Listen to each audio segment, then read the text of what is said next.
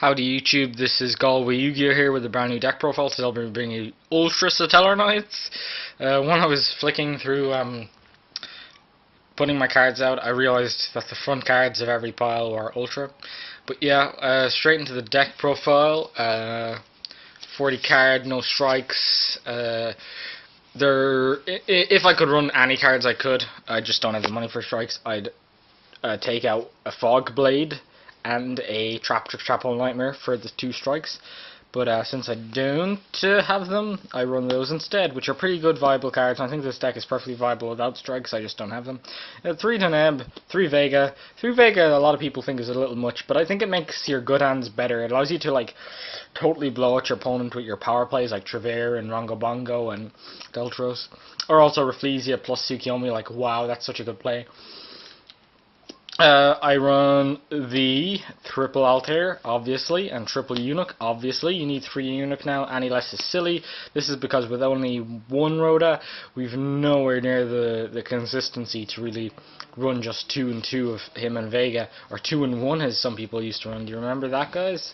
I could take out 1 Vega for the guy who recycles, or the guy who gets over shit, like, what's his name, Rigel, and, the other guy, he spins 5 back into the deck to draw 1, like that guy's okay. I run the 2 Maxi. The reason I run 2 Maxi is because it's pretty good with Trevere. You can call the Haunted for this, and then call the Haunted and this back when you Trevere. It's quite a reasonable play. You got the 1 Thunder King. I like Thunder King. I like Thunder King quite a lot. It completely kills Pepe. It can be brought back again and again with Call of the Haunted, Soul Charge, Oasis of the Dragon Souls. This card is broken against the right matchups. Against Cosmos it's like but against like every other matchup it's great. Especially against Monarchs. You stop them searching, they're like, oh, what do I do now? And they're like, oh yeah, I brick even harder when Thunder King's up. So yeah, 15 monsters, pretty standard. I have a couple of quirks in the monster lineup, but hey, it's Satellarknights, you've got a space. 3 Upstart. I think this is like mandatory because you don't have that consistency in any other. Like if I had to make space, if like I had to run 3 more cards if Upstart wasn't a card, like I'd be running jank traps, and I'm even running 2 jank traps in my opinion, anyways, right now. So like, ideally with strikes I'd have those spaces filled, but I don't, and I think, as I said, it's perfectly viable without strikes. I just topped a regional without strikes in BA, and BA is like the deck just after this that needs strikes the most. So yeah, like totally viable. 1 Rhoda, 2 Duality. I think Duality is perfectly fine at 2. It can clog, sure, but it makes those like jank hands so much better. It allows you to dig for the card that makes your shit hand into, wow, I can actually win this game hand. And there's so many times where like you can just hold this card. Like if you open all monsters and you need to special someone to make a play that's pretty strong in your first turn, you can do that, and you can just hold this card, and next turn you can get a trap. So what? Like, you don't need to special summon every turn, especially if you're controlling the board like you should be doing in Satellarknights. You take control of that game state and you roll with it. I run the 1 Instant Fusion. Instant Fusion is like a power card, it's so good. And I run 1 Soul Charge. The reason I didn't run double Instant Fusion is because you pay a lot, and also you run Soul Charge, and I don't have the space to check for a double Node. And I know you can emerald the first Node back. I just didn't want that inconsistency. I didn't want the Clogger running more than 1 of this either. So yeah, I run as you can see 6 consistency spells and then 2 power spells. And I think that's the right balance in a deck like Satellarknights that like can control even if they don't draw the power spells. They can still win pretty powerfully with the cards like Trevere and Rongo Bongo, really strong cards.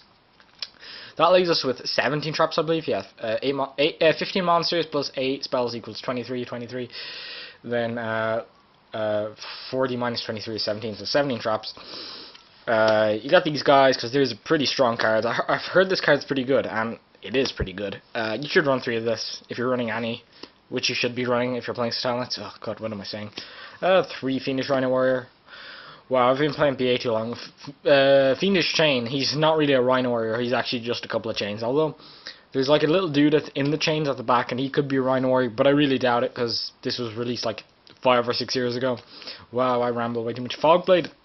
Fogblade is like the more expensive version of actually it's not like $4, it's like $10. Whatever. This is like another ultra version of Fiendish Chain. And it's just because I don't have strikes, but it's actually a pretty strong card. Like it's pretty much Fiendish Chain, except you can't attack the monsters that it's Fiendish Chained, which is junky, I kind of guess. But it allows you to bounce it back as well.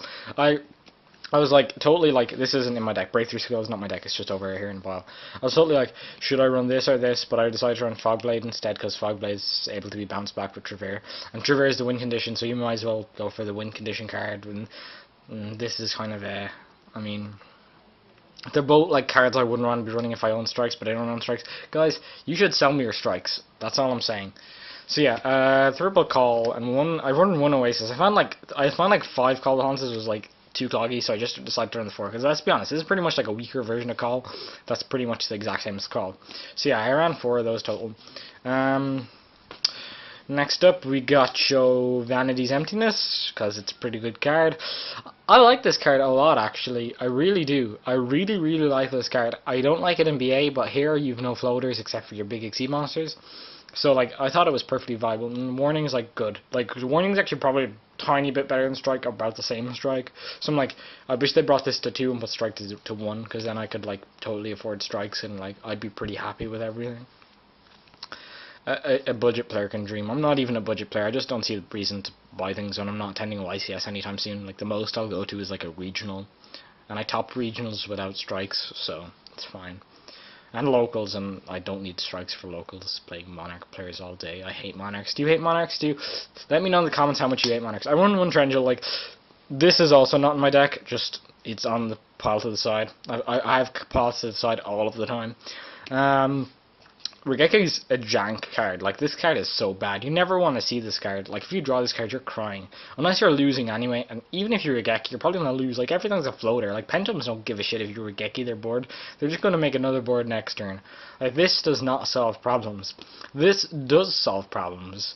Because this is reactive. It allows you to get rid of a problem before it happens. You have to wait till the problem's like right in your face before you use this card, or else it's just like a 1-for-1 that's not very good, because let's be honest, it's pretty slow and it means you're not drawing a good trap. So yeah, Tarantula is like objectively better than this card, and I know a lot of people like this card, but I don't. It's not very good.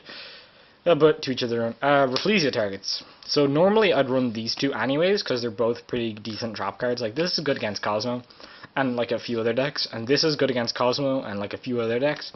Wow, I'm noticing a trend here. So yeah, those are good cards, and like, this is not a very good card, but I should run it anyways because I need another Rafflesia target.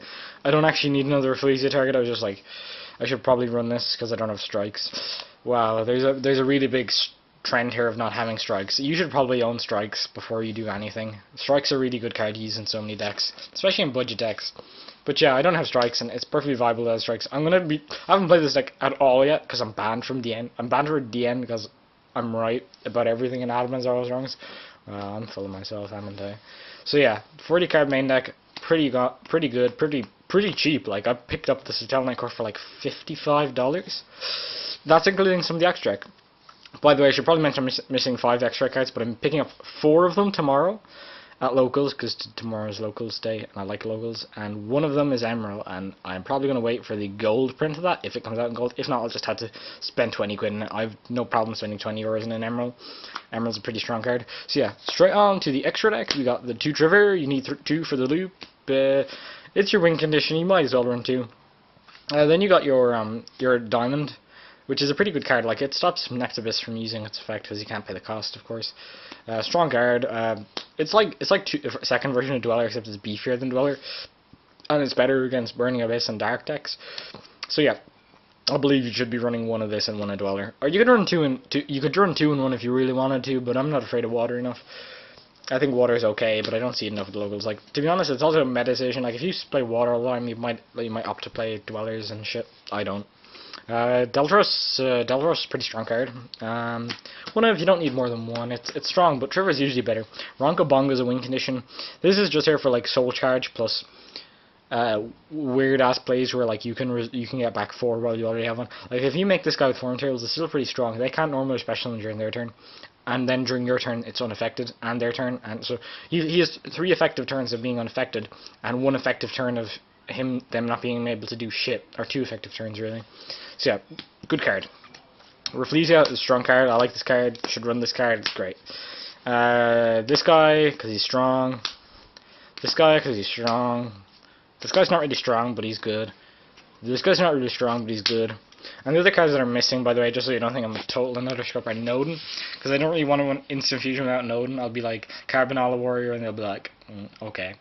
And the other ones are Tsukiyomi, because that's pretty good. Diamond Direwolf, Castell, they're pretty good, and Emerald, because he's pretty good. So you got Diamond Dire and Castell, and then with Arc, you've got like 3 outs to varying situations.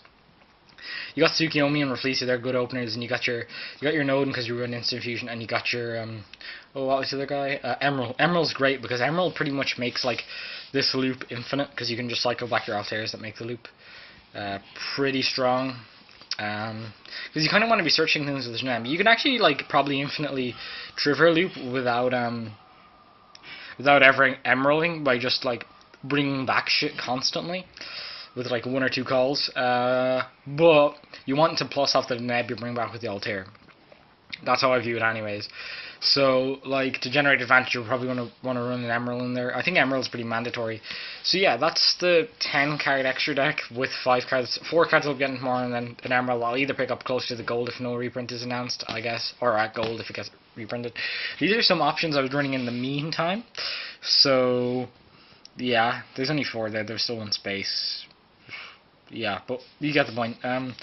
You could run these cards over like Kangorgan and Diamond Crab King. In all honesty, I'm running Kangorgan and Diamond Crab King because they look pretty, but that's not the best reason to play Yu-Gi-Oh! Because things look pretty. You'll probably get your ass whipped.